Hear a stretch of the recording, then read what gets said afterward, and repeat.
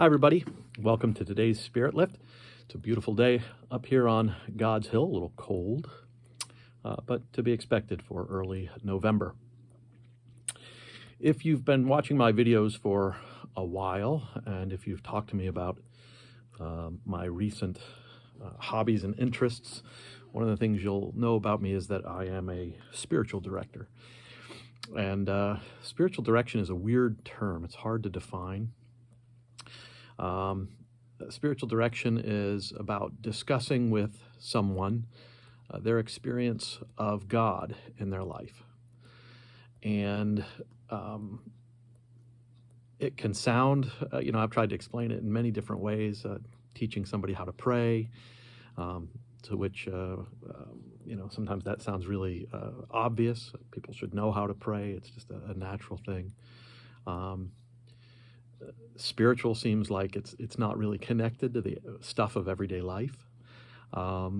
Direction sounds like that the director is can sound like the director is doing a lot of the work, where in actual fact it's the directee who has to work on their relationship with God.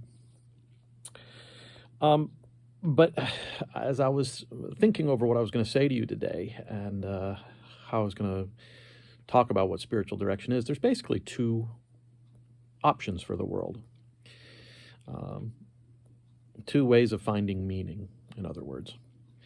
And the one way is, does God act in our lives in such a way that we can find meaning and holiness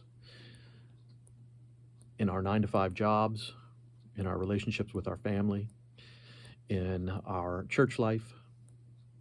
Or do we believe that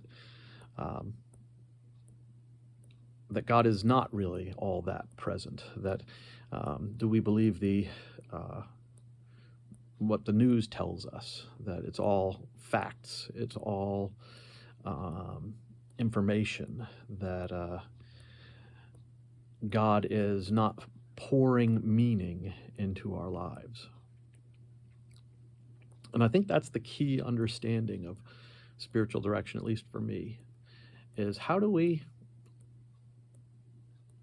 discern meaning? How do we discover meaning?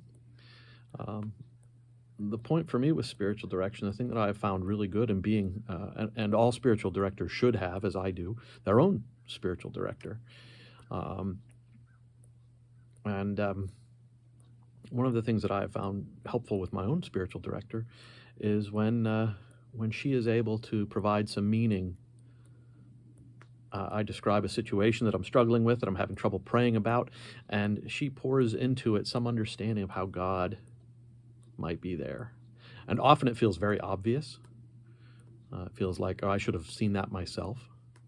But it's always easier if it's somebody other than you noticing it. So what I put before you today is just take some time to ask yourself, are there any patterns? Is there any meaning that shows up in your life? And what does that mean? I think part of the great incidence of depression, of anxiety, of claustrophobia that we're all feeling after COVID, because of COVID,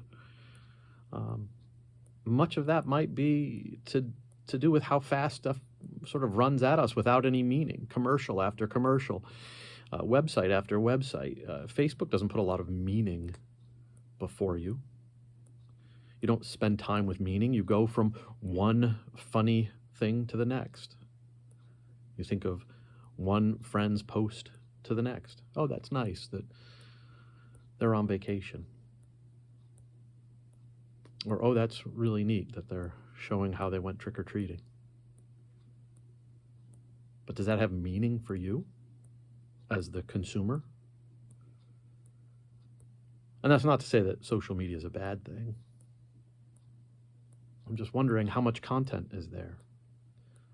How much meaning is there for you? How much do you understand your struggles as being understood? And I really think that's what spiritual direction is about, and all theology, all good Christian ministry. about trying to find that meaning, trying to find how the real tough things in life, they don't have to be tough, sometimes the real joyful things in life, have a shape, have a meaning, have an understanding. And if we can find that meaning, I think we will be better able to talk with God. Hope you found this helpful today. Be safe, mask up, and miss you all and love you all. We'll talk to you soon.